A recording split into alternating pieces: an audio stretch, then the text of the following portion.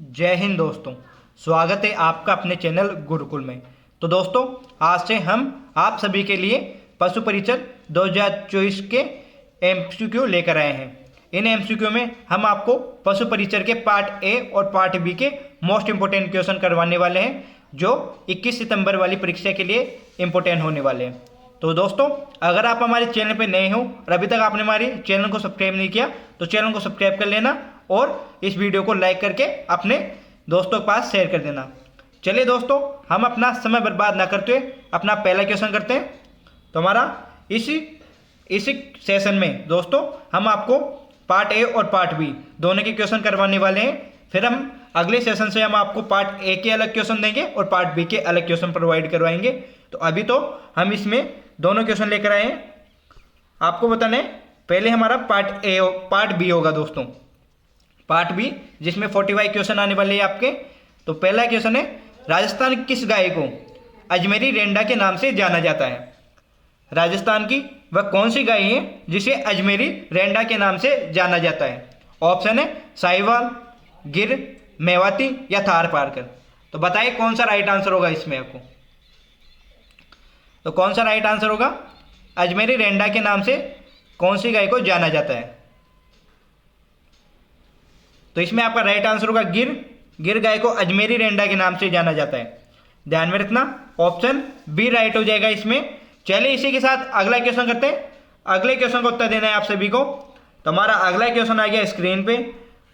आपको बताना है कि दोस्तों, राठी गाय किन किन गायों के संकरण से उत्पन्न मानी जाती है? राठी गाय किन किन गायों के संकरण से उत्पन्न मानी जाती है? ऑप्शन है थार पारकर और मेवाती के, साहिवाल और हरियाणवी के, थार पारकर और कांकरेज के, साहिवाल या थार पारकर के। तो कौन सा राइट आंसर होगा इसमें? राठी गाय किन किन गायों के संकरण से उत्पन्न मानी जाती है? तो इसमें आपका राइट आंसर कौन सा होगा? तो इसमें आपका फोर्थ राइट आंसर होगा डी, थार पारकर और साहिवाल से संकरण से उत्पन्न मानी जाती है। दोस्तों, इसमें एक गाय और ऐड कर सकते हैं हम, वो है रेड सिंधी। रेड सिंधी भी इसमें ऑप्शन आ सकता है। रेड सिंधी भी इसमें आपका ऑप्शन आ सकता है, तो वो भी राइट आंसर होगा। चलो अगला क्वेश्चन करते हैं हम। आपको बताना है कि थार पारकर गाय का प्रजनन केंद्र कहाँ पर स्थित है? इसका उत्तर बताना है आपको। थार पारकर गाय का प्रजनन केंद्र कहाँ पर स्थित है? तो थार पारकर गाय का बताना है। ऑप्शन है झालरपाटन, ब्यावर, चांदन या कुम्हेर। तो कौन सा राइट आंसर होगा इसमें? तो इसमें आपका राइट आंसर होगा चांदन। सी राइट आंसर हो जाएगा।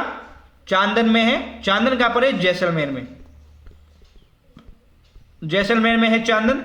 वहां पर थार पारकर गाय का प्रजनन केंद्र है। ध्यान में रखना। इसी के साथ कुम्हेर है मुर्रा भैंस, मुर्रा नस्ल की जो भैंस होती है उसका अनुसंधान है वहां पर। यह भी ध्यान में रखना। थार पारकर गाय की बात करें दोस्तों, तो इसके बारे में आपको हल्का हल्का बता देता हूं। थार पारकर गाय, इसकी उत्पत्ति पाकिस्तान से मानी जाती है। पाकिस्तान के सिंध प्रदेश से थार पारकर गाय की उत्पत्ति मानी जाती है। राजस्थान में बात करें तो राजस्थान के 3 जिलों में जैसलमेर, जोधपुर और बाड़मेर। जैसलमेर, जोधपुर और बाड़मेर में पाई जाती है राजस्थान में ये भी ध्यान में रखना। और इसी के साथ दोस्तों, थार पारकर गाय, इसका रंग कैसा होता है? तो थार पारकर गाय का रंग कैसा होता है? वो व्हाइट रंग होता है दोस्तों। कितना? सफेद रंग की होती है ये। चलिए इसी के साथ अगला क्वेश्चन करते हैं हम। आपको बताना है कि क्वेश्चन है, निम्न गायों में से सर्वाधिक दूध कौन सी गाय देती है? निम्न गायों में से सर्वाधिक दूध कौन सी गाय देती है? ऑप्शन है गिर, कांकरेज, मेवाती या देवबली। तो कौन सा राइट आंसर होगा इसमें? तो निम्न गायों में से सर्वाधिक दूध कौन सी देती है? तो इसमें आपका ए राइट आंसर होगा। गिर गाय सर्वाधिक दूध देती है इन चारों में से। और बात करें तो गिर गाय एक दुधारू गाय है, दुधारू नस्ल की गाय है गिर गाय एक। और ये तीनों गाय द्विकाजी नस्ल की गाय है। द्विकाजी ये मीडियम दूध देती है दोस्तों, सर्वाधिक दूध दुधारू देती है। चलिए इसी के साथ अगला क्वेश्चन करते हैं हम। आपको बताना है कि भैंस का वैज्ञानिक नाम क्या है? भैंस का वैज्ञानिक नाम क्या है? ऑप्शन है वोस torus, Ovis Eris Capra hircus या बुबेलस बुबेलस? तो राइट आंसर कौन सा होगा इसमें? भैंस का वैज्ञानिक नाम क्या है? तो भैंस का वैज्ञानिक नाम क्या है? जो भैंस को इंग्लिश में कहते हैं बफेलो, बफेलो कहते हैं भैंस को इंग्लिश में। तो इससे मिलता जुलता नाम कौन सा है बफेलो से? वो है बुबेलस बुबेलस। डी राइट आंसर हो जाएगा। थोड़े इंग्लिश में नाम भी ध्यान में रखना इनका, पशुओं का, उससे मिलते जुलते इनके नाम होंगे। कैप्रा हिरकस की बात करें तो कैप्रा हिरकस की बात करें तो कैप्रा हिरकस किसका वैज्ञानिक नाम है? बकरी का। बकरी का वैज्ञानिक नाम Capra hircus. Ovis Eris, Ovis है भेड़ का, ओविस एरिस किसका है? भेड़ का। और वोस टोरस कौन सी गाय, कौन सा है? वो है गाय का वैज्ञानिक नाम। विदेशी गाय दोस्तों, गाय में भी कौन सी गाय? विदेशी गाय। विदेशी गाय का वैज्ञानिक नाम वोस टोरस है। चलिए इसी के साथ अगला क्वेश्चन करते हैं। नेक्स्ट क्वेश्चन का उत्तर देना है आप सभी को। हमारे क्वेश्चन है कि भैंस की कौन सी नस्ल को कुंडा नाम से जाना जाता है? भैंस की वह कौन सी नस्ल है जिन्हें कुंडा नाम से जाना जाता है? ऑप्शन है जफराबादी, सूरती, मुर्रा या महसाना। तो भैंस की वह कौन सी नस्ल है जिसे कुंडा नाम से जाना जाता है? तो इसमें आपका राइट आंसर होगा मुर्रा। मुर्रा भैंस को कुंडा नाम से जाना जाता है दोस्तों, ध्यान में रखना। इसी के साथ अन्य नाम कौन सा है इसका? अन्य नाम भी बताना है दोस्तों। मुर्रा भैंस, इसका अन्य नाम दिल्ली भैंस, दिल्ली बफेलो के नाम से भी जाना जाता है इसे, या दिल्ली भैंस के नाम से भी जाना जाता है।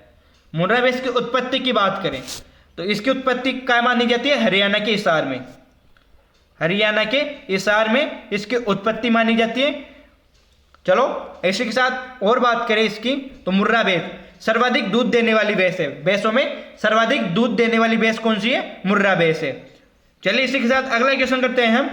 आपको बताना है कि सूरती भैंस राजस्थान के कौन से जिले में पाई जाती है? सूरती भैंस राजस्थान के कौन से जिले में पाई जाती है? ऑप्शन है चित्तौड़गढ़ में, जालौर में, जयपुर में या भरतपुर में। तो सूरती भैंस के बारे में बताना है कि राजस्थान के कौन से जिले में पाई जाती है। तो सूरती भैंस का, इसकी उत्पत्ति कहां पर हुई सूरती भैंस की? तो सूरती भैंस के बारे में मैं बता देता हूं आपको। उत्पत्ति मानी जाती है इसके गुजरात सूरत क्षेत्र से। गुजरात के सूरत क्षेत्र से इसकी उत्पत्ति मानी जाती है। अरे राजस्थान में कहां पर पाई जाती है? तो राजस्थान की तीन जिलों में पाई जाती है। एक तो चित्तौड़गढ़ है दोस्तों, इसमें आपका ए राइट हो जाएगा। एक है उदयपुर, एक है उदयपुर, चित्तौड़गढ़ और बांसवाड़ा। उदयपुर, चित्तौड़गढ़ और बांसवाड़ा में राजस्थान में सर्वाधिक पाई जाती है। ये ध्यान में रखना, ए राइट आंसर हो जाएगा। इसी के साथ आपको बताना है, आपको क्या मैं बताऊंगा दोस्तों कि बी ऑप्शन जालौर, इसमें जालौर में कौन सी भैंस पाई जाती है या कौन सी गाय पाई जाती है? गाय की बात कर रहा हूं दोस्तों मैं। जालौर में कौन सी गाय पाई जाती है? तो वो कांकरेज गाय पाई जाती है। कांकरेज गाय जालौर में सर्वाधिक पाई जाती है। जयपुर में मुर्रा भैंस सर्वाधिक पाई जाती है। और भरतपुर में कौन सी भरतपुर में कौन सी भैंस पाई जाती है सर्वाधिक? वो भदावरी भैंस जयपुर में सर्वाधिक पाई जाती है दोस्तों, ध्यान में रखना। इसमें तो आपका कौन सा राइट होगा? चित्तौड़गढ़ राइट हो जाएगा। बाकी सब के बारे में बता चुका हूं मैं कि कौन सी कहां पर पाई जाती है। चलिए इसी के साथ अगला क्वेश्चन करते हैं। अगले क्वेश्चन को उत्तर देना है आप सभी को। बताना है कि निम्न में से कौन सी भैंस के दूध में सर्वाधिक वसा पाई जाती है दोस्तों? पती जाती है नहीं दोस्तों, पाई जाती है। निम्न में से कौन से भैंस के दूध में सर्वाधिक वसा पाई जाती है? ऑप्शन है हमारे यहाँ पर मुर्रा में, भदावरी में, ए और बी दोनों में, या इनमें से कोई नहीं। वह कौन सी भैंस है जिसके दूध में सर्वाधिक वसा पाई जाती है? तो राइट आंसर कौन सा होगा इसमें आपका? तो पाई जाती है। तो इसमें आपका राइट आंसर होगा सर्वाधिक दूध की बात करें तो सर्वाधिक दूध देती है मुर्रा भैंस। सर्वाधिक दूध कौन सी देती है? मुर्रा भैंस देती है। मुर्रा भैंस सर्वाधिक दूध देती है, परंतु इसमें सर्वाधिक वसा नहीं पाई जाती। इस भैंस के दूध में सबसे ज्यादा वसा पाई जाती है भदावरी भैंस के। कितने परसेंट? तो 12 से 14% वसा पाई जाती है। यह भी ध्यान में रखना, 12 से 14% वसा पाई जाती है भदावरी भैंस के दूध में। भदावरी भैंस की उत्पत्ति कहां से मानी जाती है? तो भदावरी भैंस की उत्पत्ति की बात करें तो यह मानी जाती है उत्तर प्रदेश के। बदावर क्षेत्र से, यूपी के बदावर क्षेत्र से इसकी उत्पत्ति मानी जाती है दोस्तों। और राजस्थान में कौन से जिलों में पाई जाती है? तो राजस्थान के भरतपुर और धौलपुर, राजस्थान के भरतपुर और धौलपुर जिलों में इसका वितरण क्षेत्र है, ये भी ध्यान में रखना। मुर्रा बेस में कितने परसेंट बसा पाई जाती है? तो 7% बसा पाई जाती है मुर्रा बेस में। बदावरी में मैंने बता चुका 12 से 14% बसा पाई जाती है, ध्यान में रखना। चलिए, थोड़ा कुछ प्रॉब्लम आ गया तो दोस्तों, अब नहीं होगा ये इशू। चलिए अगला क्वेश्चन करते हैं हम। अगले क्वेश्चन को उत्तर देना है आपको। क्वेश्चन है, राजस्थान के चौहान वंश के संस्थापक कौन थे? जीके के क्वेश्चन आएंगे दोस्तों, एक दो क्वेश्चन है जीके के, फिर दोबारा पार्ट भी शुरू हो जाएगा इसमें। राजस्थान के या रणथंभौर के, सॉरी दोस्तों, रणथंभौर के चौहान वंश के संस्थापक कौन थे? ऑप्शन है पृथ्वीराज द्वितीय, गोविंदराज, कीर्तिपाल या बाणभट्ट। तो कौन सा राइट आंसर होगा इसमें? रणथंभौर के चौहान वंश के संस्थापक कौन थे? तो चौहान वंश के संस्थापक रणथंभौर में वो है गोविंदराज। कौन सा बी राइट आंसर होगा इसमें? गोविंदराज है, ध्यान में रखना। कब की थी इन्होंने रणथंभौर में चौहान वंश की स्थापना? तो वो इन्होंने की थी 1194 में, 1194 ईस्वी में की थी। किनके पुत्र है? इनके पिता का नाम कौन है? इनके पिता कौन है? वो है पृथ्वीराज चौहान। पृथ्वीराज चौहान जिसने मोहम्मद गौरी के साथ युद्ध किया था, पृथ्वीराज चौहान। इसी के साथ कीर्तिपाल की बात करें तो कीर्तिपाल ने जालोर में चौहान वंश की स्थापना की थी। जालोर में चौहान वंश की स्थापना की थी कब? 1181 ईस्वी में। 1181 ईस्वी में जालोर में चौहान की स्थापना की थी। चलिए इसी के साथ अगला क्वेश्चन करते हैं हम। आपको अगले क्वेश्चन का उत्तर देना है। क्वेश्चन है हमारा, किस संविधान संशोधन के तहत एक ही व्यक्ति को 2 या 2 से अधिक राज्यों का राज्यपाल बनाया जा सकता है? किस संविधान संशोधन के तहत एक ही व्यक्ति को 2 या 2 से अधिक राज्यों का राज्यपाल बनाया जा सकता है? तो इसका राइट आंसर बताइए आप, कौन सा होगा? तो इसमें आपका राइट आंसर होगा बी। 7वां संविधान संशोधन हुआ था दोस्तों, जिसमें बताया गया था कि एक राज्यपाल 2 या 2 से अधिक राज्यों का राज्यपाल बन सकता है। चलिए इसी के साथ अगला क्वेश्चन करते हैं। क्वेश्चन है, चरणदासी संप्रदाय की प्रधान पीठ कहां पर स्थित है? चरणदासी संप्रदाय की प्रधान पीठ कहां पर है? ऑप्शन है सीकर, दिल्ली, अलवर और बीकानेर। तो कौन सा राइट आंसर होगा इसमें? चरणदासी संप्रदाय दोस्तों, तो चरणदासी संप्रदाय के संस्थापक कौन है? संत चरणदास जी। चरणदास जी इनके संस्थापक है, यह भी ध्यान में रखना। और इनका जन्म कहाँ हुआ था? डेहरा गांव अलवर में हुआ था। डेहरा गांव अलवर में इसका जन्म हुआ था। और इसकी प्रधान पीठ कहाँ पर है? तो प्रधान पीठ है इनकी दिल्ली में। आप अलवर मत करना, यहाँ पर आप सोचो कि जहाँ पर जन्म हुआ था वहीं पर इनका प्रधान पीठ होगी। इनकी प्रधान पीठ है दिल्ली में, जो राजस्थान के बाहर स्थित है। चलिए इसी के साथ यह क्वेश्चन भी पूछा जाता है इसमें कि किस संप्रदाय की प्रधान पीठ राजस्थान में स्थित नहीं है? उसमें फिर आपका चरणदासी संप्रदाय आएगा। चलिए इसी के साथ अगला क्वेश्चन करते हैं। क्वेश्चन है, निम्न में से कौन सी बोली राजस्थान की बोली नहीं मानी जाती? निम्न में से कौन सी बोली राजस्थान की बोली नहीं मानी जाती? ऑप्शन है मेवाती, मालवी, अहिरवाटी या बुंदेली। तो राजस्थानी बोली कौन सी नहीं है? तो वो है डी, बुंदेली नहीं है। ये से इसका क्वेश्चन का आंसर तो आता होगा। अगला क्वेश्चन है, फिर से हम पशु परिचर में आगे पार्ट बी की तैयारी कर रहे हैं दोस्तों। पार्ट बी के क्वेश्चन आगे हमारे। NBARG ने 2022 में कितने पशुओं की नस्लें जोड़ी? NBARG ने 2022 में कितने पशुओं की नस्लें जोड़ी? तो कौन सा राइट आंसर होगा इसमें? ऑप्शन है 12, 10, 8 और 15। तो राइट आंसर कौन सा होगा इसमें? तो इसमें आपका राइट आंसर होगा 10 नस्लें और जोड़ी थी NBGR ने। ध्यान में रखना, कौन सा? NBGR ने तो को 10 नस्लें जोड़ी। 10 नस्लों में कौन कौन से हो गए दोस्तों? तो 3 तो गायें हो गई, 3 तो गायें हो गई, प्लस 1 भैंस हो गई। 3 गायें, 1 भैंस, 3 बकरी और 3 सुअर। 3 सुअर की नस्लें जोड़ी। ये 10 नस्लें जोड़ी थी NBGR ने। वर्तमान में पशुओं की कितनी नस्लें हैं? तो INPGR के अनुसार 212 नस्लें वर्तमान में पशुओं की नस्लें हैं। पहले कितनी थी 2022 से पहले 2022 से पहले थी वो थी 202। वर्तमान में 212 नस्लें हैं, जिसमें से कौन कितनी नस्लें किसकी है अगला क्वेश्चन आने वाला है उसका, तो उसमें बता दूंगा कि किस किस की कितनी नस्लें हैं। चलिए इसी के साथ अगला क्वेश्चन करते हैं। आपको बताना है कि सर्विंग क्या है। सर्विंग क्या है दोस्तों? पशुओं में सर्विंग क्या होता है? ऑप्शन है सुअर की मीटिंग प्रक्रिया, बकरी की मीटिंग प्रक्रिया, भेड़ की मीटिंग प्रक्रिया या गाय का नवजात नर। तो कौन सा राइट आंसर होगा इसमें? तो बताइए सर्विंग क्या है। तो सर्विंग की बात करें तो वो होता है दोस्तों गाय भैंस या बकरी, तीनों आ सकता है इसमें। गाय भैंस और बकरी की मीटिंग प्रक्रिया होती है दोस्तों सर्विंग। ऑप्शन इसमें कौन सा राइट आंसर होगा? इसमें आपका बी राइट आंसर हो जाएगा।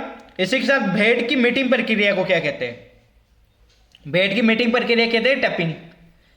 टपिंग कहलाती है भेड़ की मीटिंग प्रक्रिया, ये भी ध्यान में रखना। चलिए इसी के साथ अगला क्वेश्चन करते हैं। अगले क्वेश्चन का उत्तर देना है आपको। बताना है कि आपको निम्न में से किसकी मध्य चक्र की अवधि अधिक होती है? निम्न में से किसकी मध्य चक्र की अवधि अधिक होती है? जानवरों में मध्य चक्र काल या मध्य चक्र की अवधि किस में अधिक होती है? ऑप्शन है गाय का, भेड़ का, बकरी का या ऊंट का। तो किसकी होती है सर्वाधिक मध्य चक्र की अवधि? तो वो होती है दोस्तों ऊंट का। ऊँटनी की होगी दोस्तों, ऊँट का नहीं होगा। ऊँटनी होगी यहाँ पर, थोड़ी प्रिंटिंग मिस्टेक है। ऊँटनी की सर्वाधिक होता है मध्य चक्र अवधि। डी राइट आंसर होगा। कितने दिन होता है? 23 दिन की होती है। 23 दिन का होता है, यह भी ध्यान में रखना। गाय का होता है 21 दिन का, भेड़ का 16 से 17 दिन या लगभग 16 या 17 दिन होते हैं दोस्तों। बकरी का है तो है 20 दिन, बकरी का 20 दिन होता है, ध्यान में रखना। चलिए इसी के साथ अगला क्वेश्चन करते हैं। आपको बताना है कि जर्सी गायों की उत्पत्ति स्थान कहाँ पर है? जर्सी गायों का उत्पत्ति स्थान कहाँ पर है? ऑप्शन है नीदरलैंड में, इंग्लैंड में, अमेरिका में या स्विट्जरलैंड में।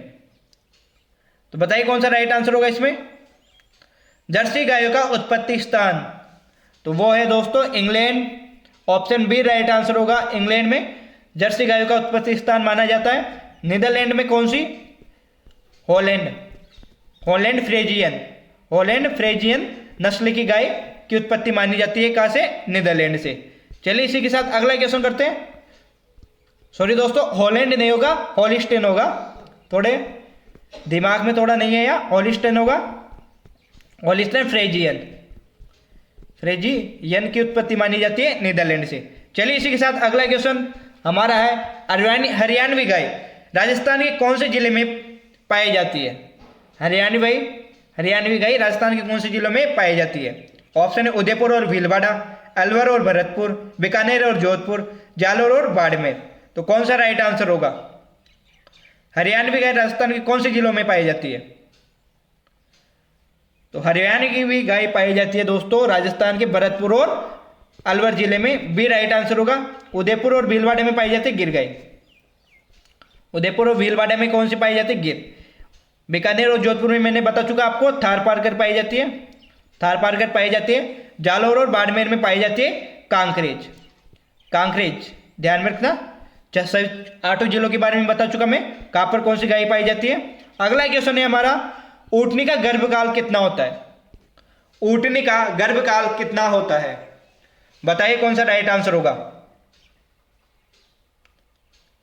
ऊँटनी का गर्भकाल 310 दिन, 341 दिन या 390 दिन, या इनमें से कोई नहीं। ऊँटनी का गर्भकाल बताइए कितना होता है? ऊँटनी का होता है दोस्तों, वो होता है 390 दिन। से राइट आंसर हो जाएगा इसमें आपका, ध्यान में रखना। और बात करें 310 दिन, तो 310 दिन किसका होता है? तो वो होता है दोस्तों भैंस का। और 341 दिन किसका होता है? वो होता है घोड़ी का होता है दोस्तों।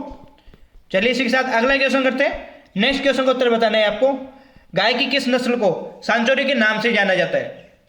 गाय के किस नस्ल को सांचौरी के नाम से जाना जाता है? तो वीडियो थोड़ी लंबी हो जाएगी दोस्तों, तो मैं आपको इन क्वेश्चनों के उत्तर ही बताऊंगा, इनके बारे में डिटेल नहीं दूंगा अभी। तो गाय की कौन से नस्ल को सांचौरी के नाम से जाना जाता है? वो है कांकरेज को सांचौरी के नाम से भी जाना जाता है। चलिए इसी के साथ अगला क्वेश्चन, निम्न में से सबसे अच्छी भारवाहक नस्ल कौन सी है? निम्न में से सबसे अच्छी भारवाहक नस्ल कौन सी है? नागौरी, मालवी, गंगातिरी या राठी? तो सबसे अच्छी नस्ल कौन सी है बोझा उठाने में दोस्तों? भारवाहक नस्ल की बात करें तो बोझा उठाने के लिए सबसे अच्छी नस्ल कौन सी है? तो सबसे अच्छी नस्ल है बोझा उठाने के लिए नागौरी, ए राइट आंसर हो जाएगा इसमें। चलिए इसी के साथ अगला क्वेश्चन दोस्तों, एक बात का और ध्यान में रखना, यदि यहाँ पर ऑप्शन में नागौरी न दिया हो आपको, ऑप्शन में यदि आपको नागौरी ना दिया हो तो उसमें फिर मालवी करके आना। आप कौन सा मालवी करके आना यदि नागौरी ना हो तो। चलिए इसी के साथ अगला क्वेश्चन, मिनी एलिफेंट के नाम से भैंस की किस नस्ल को जाना जाता है? मिनी एलिफेंट के नाम से भैंस की किस नस्ल को जाना जाता है?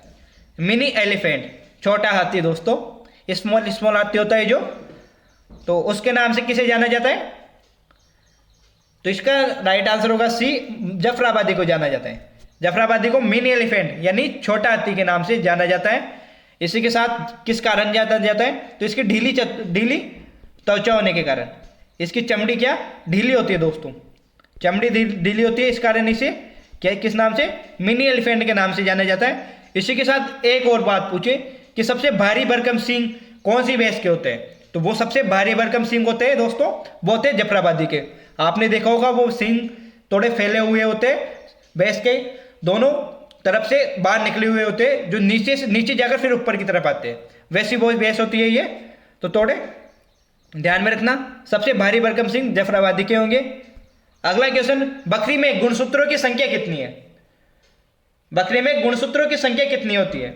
ऑप्शन है 48, 55, 72 या 60। तो कौन सा राइट आंसर होगा? बकरी में गुणसूत्रों की संख्या बतानी है आपको, तो जहां सब जानते हैं तो इसमें राइट आंसर होगा डी, को कितनी होती है? 60 होती है बकरी में गुणसूत्रों की संख्या। अगला क्वेश्चन करते हैं इसी के साथ। अब हमारा पार्ट ए शुरू हो गया दोस्तों, तो पार्ट ए के क्वेश्चनों के उत्तर देने हैं आपको। क्वेश्चन है, आज की सेशन हम आपके लिए ज़्यादा लंबा नहीं करने वाले, आधे घंटे की क्लास होगी आपकी आज। आपको बताना है कि अशोक का बाबरू शिलालेख कौन सी सभ्यता से प्राप्त हुआ? अशोक का बाबरू शिलालेख कौन सी सभ्यता से प्राप्त हुआ? ऑप्शन है नौह सभ्यता, बैराट की सभ्यता, जोधपुरा की सभ्यता या आर्ट सभ्यता। तो अशोक का बाबरू शिलालेख की बात करें तो वो हमें बैराट की सभ्यता से प्राप्त हुआ। पहाड़ी कौन सी थी? बीजक पहाड़ी से, बीजक पहाड़ी से। बैराट की सभ्यता कहाँ पर है? अभी बैराट की सभ्यता कौन से जिले में है ये बताना है आपको। ये आपके इसका उत्तर आपको कमेंट सेशन में देना है, फिर मैंने कल इसका उत्तर बता दूंगा आपको कि बैराट की सभ्यता कहाँ है, और ये भी देखूंगा कि आप सभी को कितना आता है इसके बारे में। और इसी के साथ बाबरू शिलालेख की बात करें तो बाबरू शिलालेख की खोज किसने की? तो वो की थी रॉबर्ट वट ने, या मेजर वट ने या रॉबर्ट ने की थी। दोनों में दोनों राइट आंसर है, दोनों मेजर वट या रॉबर्ट ने की थी। ध्यान में रखना, बैराट की सभ्यता में थी। बैराट को पुराना नाम, तो इसकी राजधानी, बैराट की राजधानी थी विराटनगर, विराटनगर। ध्यान में रखना, जहां पर पांडवों ने अपना अज्ञातवास बिताया था। चलिए इसी के साथ अगला क्वेश्चन करते हैं। नेक्स्ट क्वेश्चन को उत्तर देना है, पर्तियार वंश के किस शासक को मलेच्छों का नाशक कहा जाता है? पर्तियार वंश के किस शासक को मलेच्छों का नाशक कहा जाता है? ऑप्शन है बागभट्ट को, वत्सराज पर्तियार को, मिहिर भोज को या रामभद्र को। तो मलेच्छों का नाशक किसे कहा जाता है? तो मलेच्छों का नाशक कहा जाता है नागभट्ट प्रथम को, ए राइट आंसर होगा। नागभट्ट प्रथम को मलेच्छों का नाशक कहा जाता है। नागभट्ट प्रथम की कुछ वार्ता देता हूं मैं दोस्तों। इन्होंने भीनमाल दोस्तों जो कहाँ पर है? जालोर में, भीनमाल जालोर में पर्तियार वंश की दूसरी शाखा की स्थापना की थी। पहली शाखा की स्थापना मंडोर में की किसने? हरिश्चंद्र ने। किसने की थी? हरिश्चंद्र ने। और दूसरी शाखा की स्थापना किसने की? भीनमाल ने। जो दूसरी शाखा की स्थापना भीनमाल में नागभट्ट ने की थी। वत्सराज पर्तियार ये सबसे प्रतापी शासक था, पर्तियार वंश का सबसे प्रतापी शासक था, ध्यान में रखना। और मिहिर भोज को राजस्थान का प्रथम पितृहंता कहा जाता है। राजस्थान का प्रथम पितृहंता किसे कहा जाता है? मिहिर भोज को कहा जाता है, यह भी ध्यान में रखना। चलिए इसी के साथ अगला क्वेश्चन करते हैं। नेक्स्ट क्वेश्चन को उत्तर देना है आपको। क्वेश्चन है, राजस्थान का सबसे पुराना पशु मेला कौन सा है?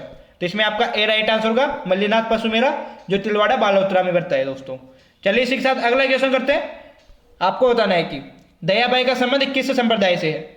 दयाबाई का संबंध किस संप्रदाय से है? लालदासी संप्रदाय से, दादू संप्रदाय से, चरणदासी संप्रदाय से या निम्बार्क संप्रदाय से? दयाबाई, इसी के साथ एक नाम और होता है सहजोबाई। दयाबाई और सहजोबाई का संबंध किस संप्रदाय से है? चरणदासी संप्रदाय से है। चरणदासी संप्रदाय की प्रमुख पीठ दिल्ली में है। क्वेश्चन आ चुका है ये आपके पहले। क्वेश्चन है हमारा, फूलडोल महोत्सव किस संप्रदाय से संबंधित है? फूलडोल महोत्सव किस संप्रदाय से संबंधित है? ऑप्शन है निरंजनी संप्रदाय से, नाथ संप्रदाय से, विष्णु संप्रदाय से या चरणदास संप्रदाय से? तो फूलडोल इस महोत्सव है निरंजनी संप्रदाय से संबंधित है। कहां पर मनाया जाता है फूलडोल? शाहपुरा में। निरंजनी संप्रदाय की पीठ है वहां पर, शाहपुरा में, वहां पर मनाया जाता है। चलिए इसी के साथ अगला क्वेश्चन, दधिमती माता का मंदिर राजस्थान के कौन से जिले में है? दधिमती माता का मंदिर राजस्थान के कौन से जिले में है? ऑप्शन है उदयपुर, नीम का थाना, सीकर या नागौर? तो दधिमती माता का मंदिर कौन से राज्य में है या कौन से जिले में है दोस्तों?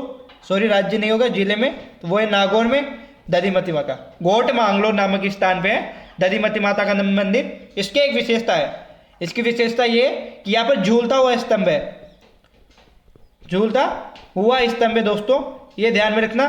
चलिए इसी के साथ अगला क्वेश्चन करते हैं। अगले क्वेश्चन का उत्तर देना है, बताना है कि उडू काश्मीर गांव का संबंध किस लोक देवता से? उडू काश्मीर गांव का संबंध किस लोक देवता से? ऑप्शन है पाबू जी से, मेहा जी से, रामदेव जी से या हडबू जी से? तो उडू काश्मीर लोक देवता का संबंध है रामदेव जी से। रामदेव जी का जन्म हुआ था उडू काश्मीर गांव में, ध्यान में रखना। चलिए इसी के साथ हम अगला क्वेश्चन करते हैं। नेक्स्ट क्वेश्चन का उत्तर देना है आप सभी को। क्वेश्चन है लोकई क्या है? बताइए इसका उत्तर क्या होगा। लोकई, लोकई क्या है? ऑप्शन है आदिवासियों का मृत्यु भोज, आदिवासियों की पगड़ी, भील महिलाओं का आभूषण या इनमें से कोई नहीं?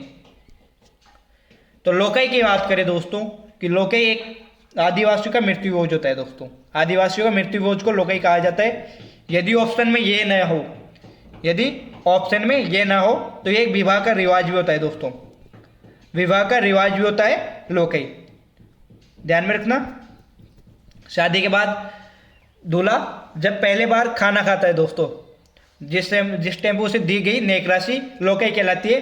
परंतु सर्वाधिक क्वेश्चन में यह पूछा जाता है कि लोकई क्या है, वो आदिवासियों का मृत्यु भोज। तो ए राइट होगा इसमें आपका। चलिए इसी के साथ आज का सेशन यहीं पर समाप्त होता है। आशा करूंगा आप सभी को हमारा ये सेशन अच्छा लगा होगा। तो दोस्तों एक बार फिर से कहना चाहता हूँ, आपसे हम रेगुलर इस चैनल पर आपके लिए पशु परीक्षण 2024 के MCQ सेशन लेकर आने वाले हैं। ये सेशन आपके लिए इंपॉर्टेंट होने वाला है दोस्तों, तो आप हमारे सेशन को लेना ना भूलें और आपको ये बताना है कि आपको हमारे ये सेशन कैसा लगा। इसके बाद दोस्तों यही से हम आपसे अलविदा लेते हैं। खंबा गणी दोस्तों, जय हिंद, जय श्री राम।